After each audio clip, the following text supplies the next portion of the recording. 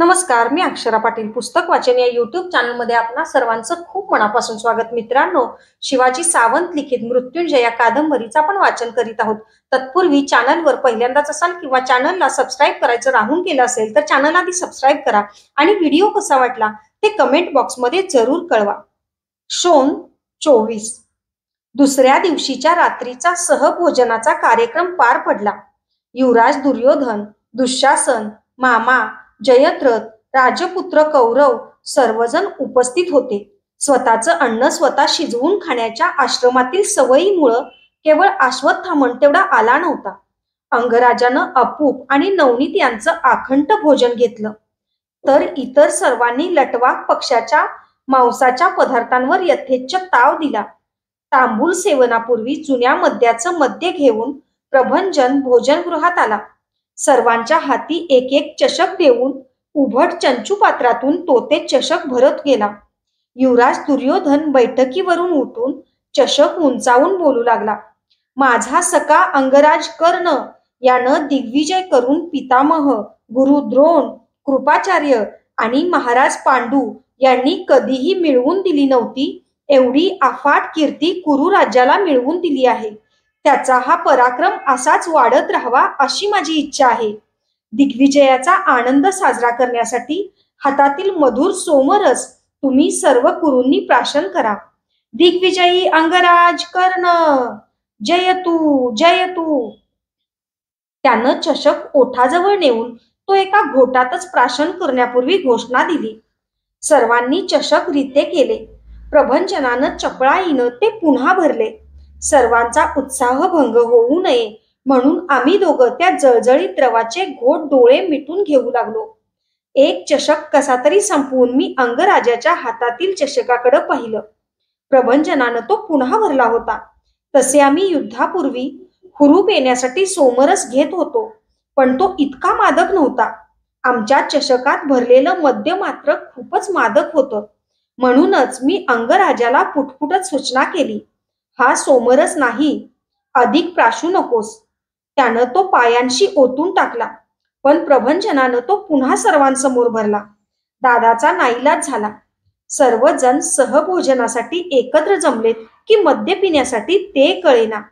100 राजपुत्र, शकुनी आणि जयद्रथ सर्वजणच पाण्यासारखे मद्य पिऊ लागले. अर्ध्या एक घटकेतच बैठकीचं स्वरूप पालटलं. जुकांड्या खात उठलेले मामा हातांची पोकळी कानावर नेत आत दिवत्याचे फासे असल्याप्रमाणे ते हलवीत दादा समोर येऊन बोबड्या शब्दात म्हणाले, कर्ण, तुझ्यासारखे 56 दिग्विजय मी या माझ्या फाशांनी करून दाखवीन. बोल, काय डन आहे तुझं? काय म्हणालास? 5. हे बघ, 5 तर 5. हातात काही नसतानाही त्यांनी फासे फेकल्याचा हावभाव केला. 5. ते झोकांड्या खातच मोठ्यानं ओरडले. नसलेले फासे गोळा करण्यासाठी म्हणून धाडकन खाली कोसळले. मला त्यांची कीव आली. दुसऱ्या एका कोपऱ्यात तर दुःशासन एका दगडी स्तंभाला स्त्री समजून तिची वस्त्र फेडण्यासाठी म्हणून त्या स्तंभाभोवती फिरत होता. दासी दासी म्हणून पुटपुटत होता. खदखदून हसत होता. क्षणातच सर्व राजपुत्र बरळू लागले. आम्हाला पुरेसं मद्य न घेता ही भोवळ यायची वेळ आली. कुणी हातपाय आपटून लहानांसारखा आक्रोशत होता, तर कुणी गडाबडा लोळू लागला. दिग्विजयात एखाद्या राजानं आमचा पराभव केला असता तरी बसला नसता एवढा प्रचंड धक्का ते बरळणं ऐकून मला बसू लागला. शेवटी स्वतः युवराज दुर्योधन बरळत उठला. अंगराज, तुझा दिग्विजय व्यर्थ आहे. ज्या अर्जुनानं किराट रूपातल्या शंकराचा पराभव केलाय तो अर्जुन अजिंक्य आहे. त्याला तू कसा जिंकणार? नुसतं अर्घ्य देऊन काय उपयोग? अर्जुन अर्जुन त्याचा तोल जात होता. शरीर वादळातल्या कळकीच्या बेटासारखं झुलत होतं. शब्दरूपानं कसं तरीच करकरत होतं. दुर्योधन! दादा इतक्या मोठ्यानं ओरडला की प्रभंजनाच्या हातातील चंचू पात्र निसटून खाली पडलं. शल्याकडून भुर्जपत्रावर लिहून घेताना जो सात्विक संताप त्याच्या डोळ्यातून उफाळत होता, त्यापेक्षा कितीतरी अधिक प्रकर्षानं तो संतापलेला होता. त्याच्या नाकाचं अग्र रक्तवर्णी झालं होतं. आग पाखडणारे डोळे अधिक गरगरत होते की कपाळावरची धमनी अधिक थडथडत होती, तेच समजेना. त्याचे शब्द त्याच्या बाणापेक्षाही अधिक वेगवान होते. हातातील चषक थरथरत होता. टाळकन आपल्या आसनावरून उठून वर्षा ऋतूतील मृगाची सर कोसळावी तसा तो बोलू लागला.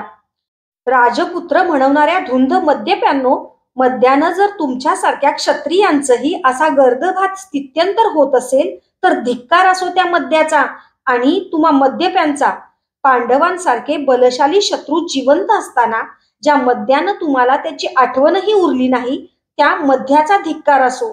मी अंगराज कर्ण आज अशी प्रतिज्ञा करतो की जोपर्यंत अर्जुनाचा वध मी करणार नाही, तोपर्यंत चुकूनही मद्य पिणार नाही.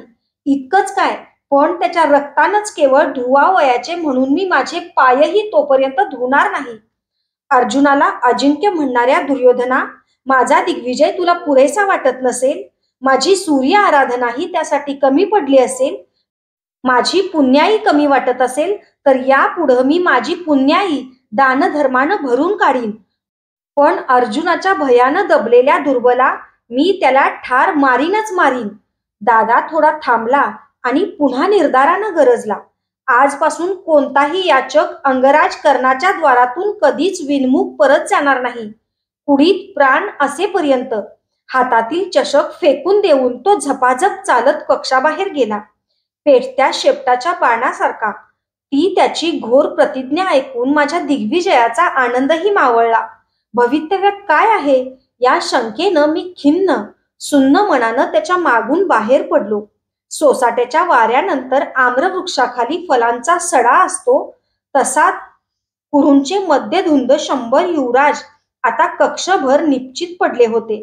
त्यांचं असंबंध बरळणं बंद झालं होतं. शोण 25. वैशाख संपल्यामुळं वर्षा ऋतूला सुरुवात झाली. मुसळधार पावसानं नगरातील कोट, बुरुज, गोपुरं आणि कळस यावर जलदानाचा वर्षाव सुरू केला. दादाच्या दानाची प्रतिज्ञेची वार्ता सर्व नगरात पसरली. थोडीशी उघडीप मिळताच याचक राजवाड्यावर गर्दी करू लागले. कुणी पावसापासून रक्षण करण्यासाठी घराचं साहित्य, कुणी पायांमुळं अकुर व्याधीनं मेलेल्या घोड्याऐवजी दुसरा घोडा, कुणी धन, कुणी धान्य, कुणी धेनू, कुणी धरती अशा अनेक मागण्या घेऊन याचक वाड्यावर जमू लागले. सकाळची आनिका आटोपल्यानंतर प्रथम सर्व याचकांना दान करून मगच वसुदादा भोजन घेऊ लागला. राजवाड्याला याचकांच्या अखंड येण्या जाण्यामुळं व्यापार पेठेचं स्वरूप आलं. दुर्योधनाच्या पायावर पुरेशी घालूनही उरलेली दिग्विजयातील संपत्ती गाड्या गाड्यांनी होती. आर्यवार्तातील सर्व राज्यातील याचक आले होते, तरीही ती संपली नव्हती. त्या संपत्तीचं दान करून तो आता जनमनांची राज्य जिंकू लागला. दीन, दुर्बल, अपंग, रंजले गांजले, ब्राह्मण, अनाथ, व्याधिग्रस्त सर्व स्त्री पुरुषांना एकच आधार मिळाला, दानशूर कर्ण. दानशूर कर्ण राजवाड्यासमोरच्या प्राकारी चौकातल्या दगडी चौथऱ्यावर बसून जो जी मागेल त्याला ती वस्तू देताना मला वसुदादाचं विलक्षण आश्चर्य वाटू लागलं. प्रत्येक याचकाचं प्रथम तो मधुर हसून स्वागत करीत असे. हे हास्य जर दिग्विजयातील प्रत्येक सैनिकाला पाहायला मिळालं असतं तर त्यासाठी दंडकारण्य पार करून ते आर्यवार्ताबाहेर महारट्टातही गेले असते. जे सैनिकांना पाहायला मिळालं नव्हतं ते याचकांना मात्र मिळत होतं.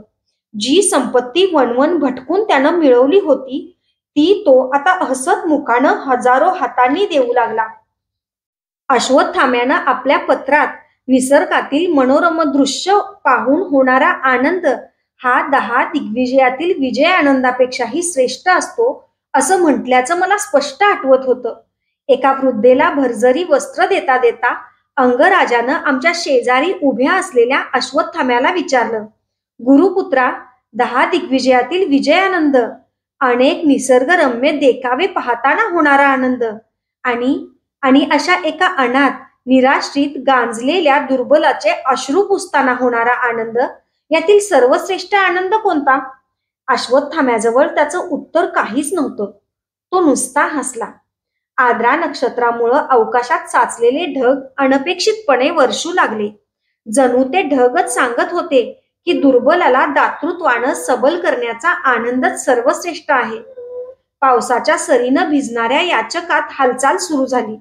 अंगराजानं माथ्यावर छत्र धरणाऱ्या सेवकाला दूर करून भिजत भिजतच दान देत राहणं पत्करलं. मला तर मुसळधार कोसळणारा पाऊस आणि दानांमागत दान देणारा वसुदादा यांची दातृत्वाबाबत स्पर्धाच चालली आहे असं वाटलं. सुवर्ण, मोती, प्रवाळ, हिरे, वैदुर्य यांच्या मुठी मुठी तो याचकांच्या झोळीत मुक्तपणानं रित्या करू लागला. राजवाड्याच्या सौंधावरून पितामह आणि महामंत्री विदुर ते पाहत होते याची त्याला जाणीवही नव्हती. याचं दान याचकाच्या झोळीत नीट पडावं म्हणून अश्वत्थामा प्रत्येक याचकाला झोळी धरण्यास मदत करू लागला. आम्ही पावसात भिजत आहोत याचं भान आम्हा तिघांपैकी कुणालाही नव्हतं. सर्व याचक दान घेऊन दानवीर करणं औक्षवंत हो असं पुटपुटत महाद्वारातून बाहेर पडले. केवळ 2च याचक शिल्लक राहिले. ते दोघही इतके वृद्ध होते की भिजल्यामुळं कुडकुडत होते. त्यातील एकाचं शरीर नीलवर्णाचं होतं. युवराज अर्जुन आणि यादवराज श्रीकृष्ण यांशिवाय नीलदेहाची अन्य कुठलीही व्यक्ती कुठंही पाहिल्याचं मला आठवत नव्हतं. याचक असल्यामुळं त्याला तसं काही विचारता येणं शक्य नव्हतं. दुसरा वृद्ध गोल मुद्रेचा होता. तो एकसारखा अंगराजाच्या पायाकडंच पाहत होता. दानशूर कर्णा, दान दे. नीलदेहाच्या त्या वृद्धानं हातातली काठी लडलड हलवीत शब्द उच्चारले. काय देऊ बाबा? धन, धान्य, धेनू, धरती, धाम या सर्व गोष्टी जीव अस्तित्वात उरला तरच कामाच्या आहेत. आम्ही पावसात भिजल्यामुळं थंडीन गारठून मरतो आहे. आम्हाला वाळलेली लाकडं दे मोळीभर. दात थडाथड आपटत त्या वृद्धानं आपली व्यथा सांगितली. वाळलेली लाकडं? अंगराजानं चमकून अश्वत्थाम्याकडं आणि माझ्याकडं पाहिलं. वृद्धाची काठी तर लडलडत होती. पांढऱ्या दाढीवरून पाण्याचे थेंब नितळत होते. त्याची मागणी पूर्ण केली नसती तर तो खरंच गारटून मेला असता. शोन, याला यावेळी लाकडं कुठली देणार? आद्राच्या या वर्षावात पावसात वाळलेली लाकडं कुठं मिळणार? अंगराज संचितपणानं माझ्याकडं पाहू लागला. दिग्विजयातल्या त्याच्या विस्मय चषक करणाऱ्या कल्पना आम्ही विसरलो नव्हतो. काय सांगणार होतो मी त्याला? काही सुचलं असतं तर ते त्यालाच सुचलं असतं. थांब शोन, त्यांना इथं थांबवून घे. त्यांचं दान त्यांना मिळेलच. मोत्यांची मूठ एकाएकी तबकात रीती करून तो चौथरा सोडून तसाच झपाझप पायदंड्या चढत आपल्या कक्षात निघून गेला. थाड थाड कसल्या तरी आघातांचे आवाज त्यांच्या अंतपुरी कक्षातून निघून राजवाड्याच्या प्राकारात घुमू लागले. अर्ध्या एक घटकेतच तो पायदंड्या उतरत पुन्हा चौतऱ्याकडे येऊ लागला. त्याच्या खांद्यावर लाकडाची मोळी होती. रणांगणात वायुजितावर आरूढ होऊन हातातील खड्ग विजेसारखं फिरवणारा सेनापती कर्ण आणि खांद्यावर मोळी घेऊन निषाद पर्वतातील एखादा भिल्ल पर्वताची उतरण करतो तसा पायदंड्या उतरणारा हा दाता कर्ण एकच आहेत हे तिथं केवळ एकट्या मलाच माहीत होतं. आपल्या कक्षातील छताला आधारासाठी आडव्या टाकलेल्या 2 चंदनी तुळ्या त्यानं स्वतः उपसून काढल्या आणि परशूनं त्या नीट फोडून वायुजिताच्या वेगात बांधून ते मोळीचं लोकविलक्षण दांड खांद्यावर टाकून तो संथपणे पायदंड्या उतरत होता. माझं मन संमिश्र भावनांनी भरून गेलं. क्षणभर वाटलं की त्याचा सख्खा बंधू म्हणवून घेण्याची कोणतीच पात्रता आपल्यात नाही. हे आपलं दान. माझ्यासाठी फार काल तिष्ठत राहावं लागलं आपल्याला. खांद्यावरची मोळी नीलदेहाच्या वृद्धाच्या चरणांवर ठेवताना हात जोडून दादा म्हणाला, जयतू दानवीर कर्ण. त्या वृद्धानं आपल्या मस्तकावर हात उंचावीत आशीर्वाद दिला. मोळी उचलताना तो वृद्ध सौंदावरच्या पितामह आणि महामंत्री विदुर यांच्याकडे पाहून का हसला ते मात्र मला समजलं नाही. त्याच्या बरोबरच्या गोल मुद्रेच्या वृद्धानं जाता जाता पुन्हा एकदा दादाच्या पायांवर कटाक्ष टाकला. कमरेतून वाकलेले ते दोघेही वृद्ध मोळी घेऊन महाद्वाराबाहेर पडले.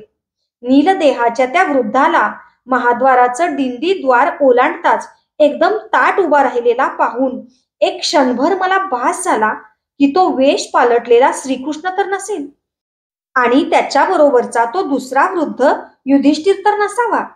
दान संपलं होतं.